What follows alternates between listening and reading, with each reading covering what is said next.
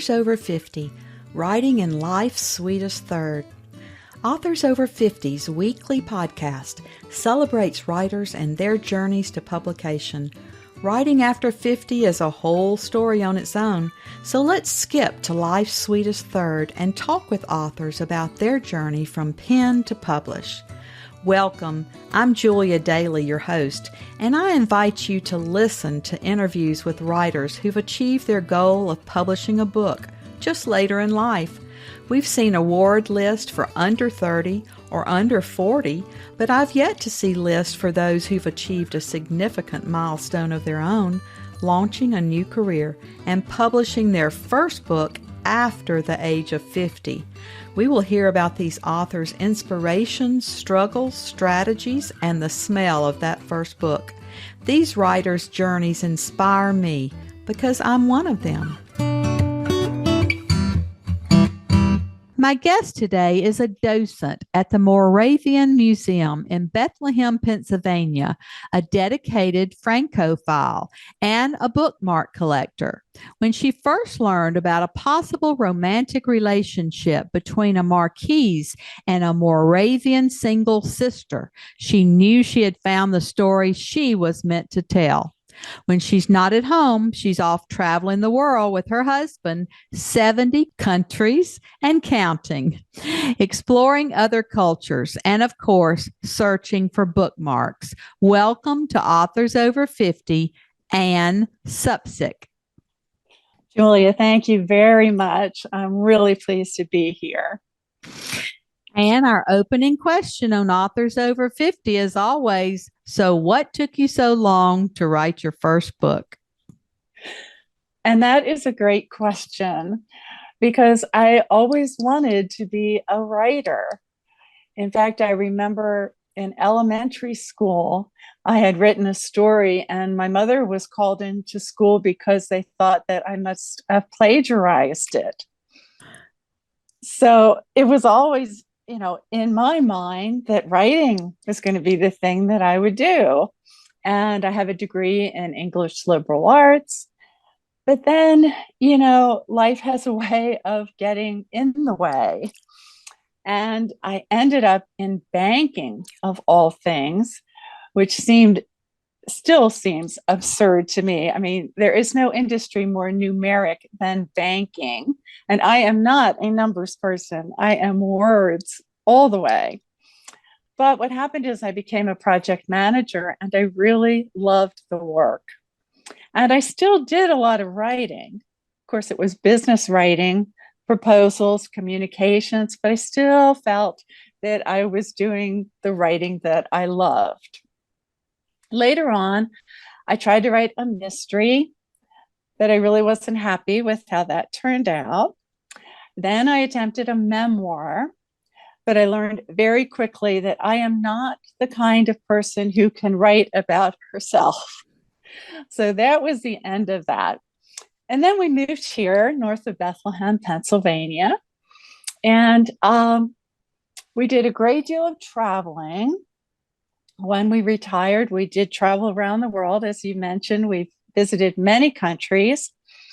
And I decided, wouldn't it be fun to be a travel writer?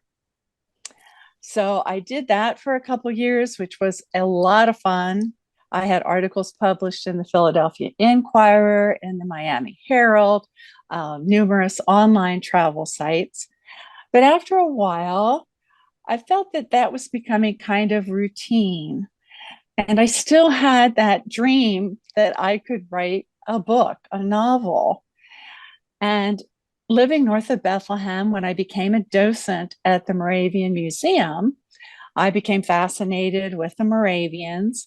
And then one day when I went to work, there was a new exhibit about the fact that the Marquis de Lafayette had spent a month in Bethlehem and that he was cared for by a Moravian sister named Liesl Beckel. Well, I had never known that Lafayette had spent time in Bethlehem, which still amazes me because, as you said, I am a Francophile. Lafayette is probably my favorite Frenchman. So when I discovered this correlation between the French, Lafayette specifically, and the Moravians, it was like a revelation to me. Honestly, it was like worlds colliding. And I remember thinking, this is the story I was meant to tell.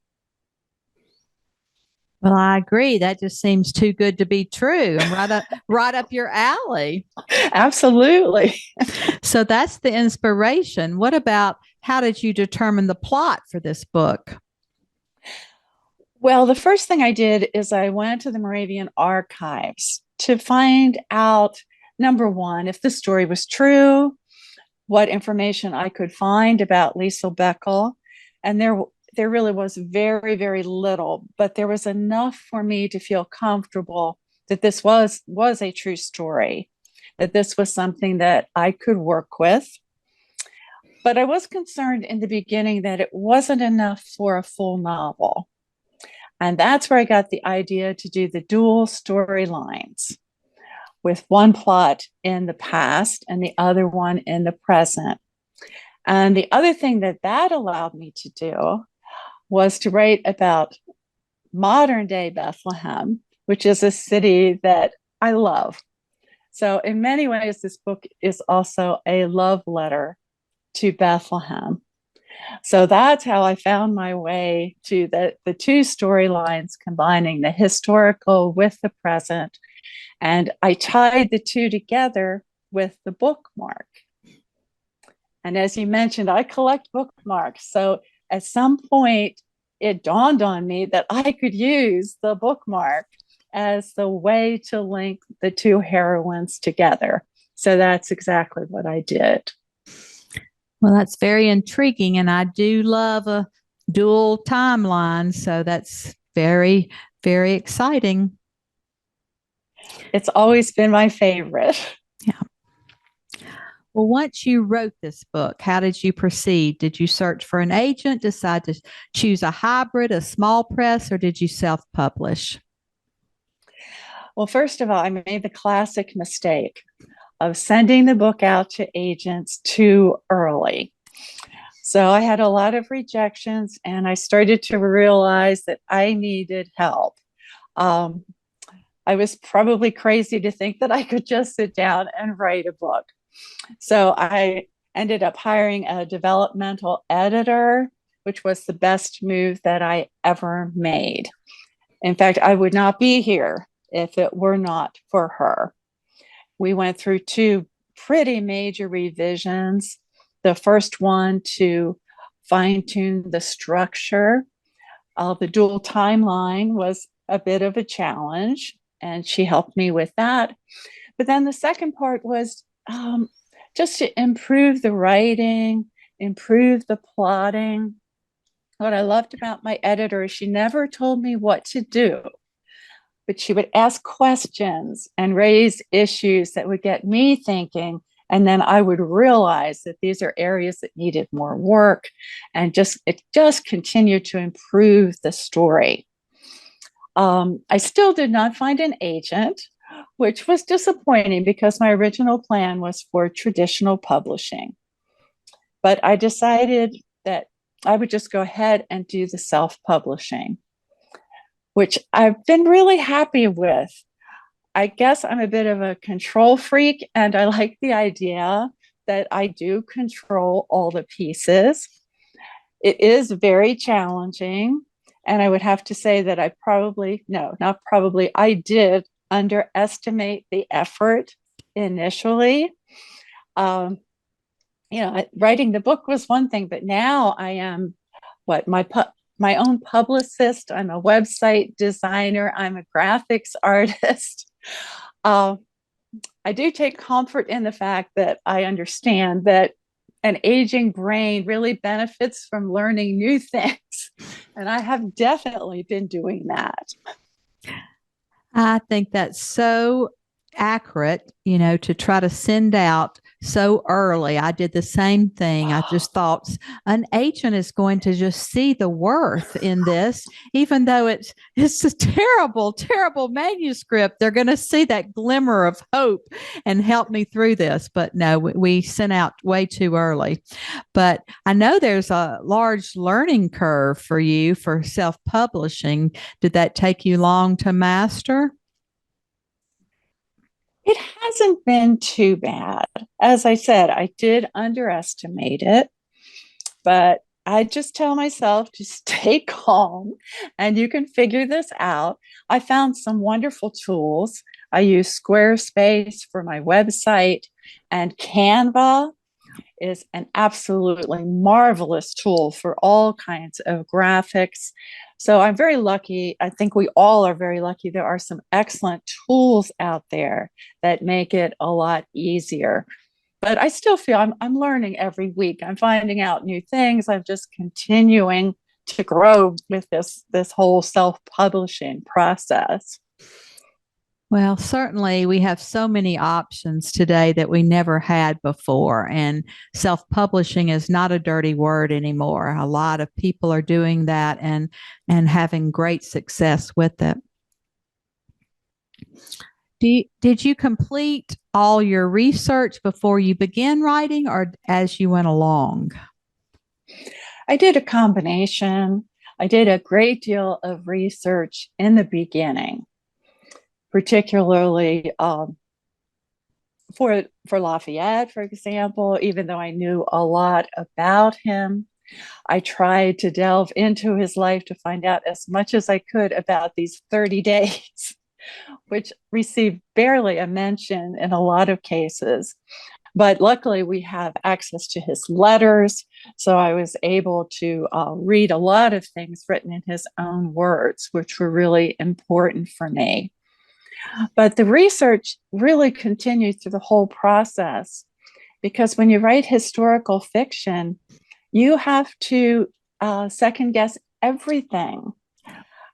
I would revise something and I would use a new word and I would think, oh my gosh, I wonder if that word was used in 1777, or did it mean what it currently means? So the research was constant. Yeah.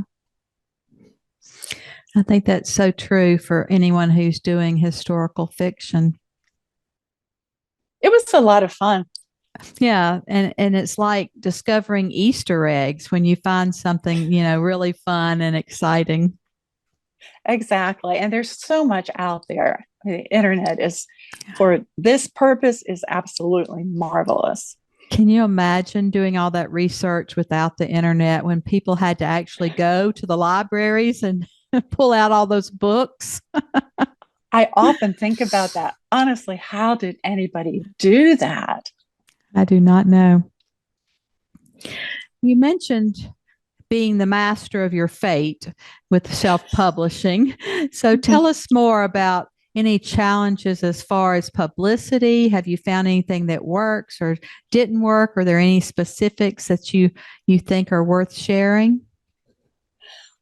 Well, it's something that I continue to work on. I've had very good luck locally. And that was always my plan, given the nature of the book, to focus particularly on Bethlehem. And I've had a very good reception in the city of Bethlehem, at the Moravian Bookshop, for example, the museum where I work. So that has been my primary focus. In addition to that, I've done a lot of advertising on Facebook. I do have my own website. I do a monthly newsletter. So I've been building that as I go. And I've been doing events. I've been doing book signings, a lot of work with local bookshops. So that has been very rewarding. One of the things I would have to say that I am so pleased with the people that I have met and so impressed. I think people who love reading, and especially people who love history and reading, are really very, very special. So all that interaction has been a lot of fun for me. I like that side of it. Well, how does the museum or the Moravians, how do they accept that this might have happened to one of their sisters? Is it like writing a memoir where some of the family members don't like you telling all the secrets? That was something I was very, very worried about. In fact, the whole time I was writing it, I worked so hard at being extremely respectful. But at the same time, I am writing fiction. I am writing something that needs to be entertaining. I explain in some detail in my author's notes about what is true, what is historical, and what was my imagination. I always emphasize the fact that this is fiction. However, I have been so pleased with the reaction in the Moravian community. I did receive input very, very early on. As soon as I had my final draft, I had the archivist at the Moravian Archives read it for me. I wanted to make sure I had my history straight. But to be honest, more than anything, I wanted to make sure that there was nothing that would offend the Moravian community. And he liked the book very much. And I have many Moravian friends who also have kind of given their stamp of approval. So I no longer have that concern, but that was a very real worry. Well, that's great to get that stamp of approval, because I have talked to so many people who have written memoir, and half the family is against, telling the secret, and half the family is okay with it. So I just wondered about that. Yeah, I'm sure it could be very challenging. Well, tell us a little bit about the section you've brought to read to us today, and then read for us so we can hear your tone and voice in the book. Okay. What I've chosen is a section of the book where Lafayette first arrives in the city of Bethlehem, the Moravian community of Bethlehem, and his first impressions of the town. How much farther? Lafayette shouted at the driver. He pounded his fist on the side of the carriage, but still received no response. Perhaps the man was unable to hear him above the clatter of the wheels, or more likely, he simply chose not to answer. Colonists, Lafayette muttered as he tried without success to find a comfortable position for his wounded leg in the cramped space. He was miserable, and not merely because of the musket ball that had struck him below the knee, although the events at Brandywine Creek still haunted him. That day, he had charged into his first battle astride his white horse, suppressing an inappropriate grin as the ground rumbled beneath him and cannonballs created great furrows in the earth. Racing toward his destiny, he had been certain a glorious future awaited him. But fate had a different plan. And now, at Washington's insistence, Lafayette was on his way to Bethlehem for a complete convalescence. He had admired Washington from the first time he beheld the man entering a smoke-filled tavern with a bearing more regal than any European monarch. But this latest order vexed Lafayette. He had not traveled across the ocean to lie about recovering from a superficial injury. His carriage slowed and turned onto the street of a small town.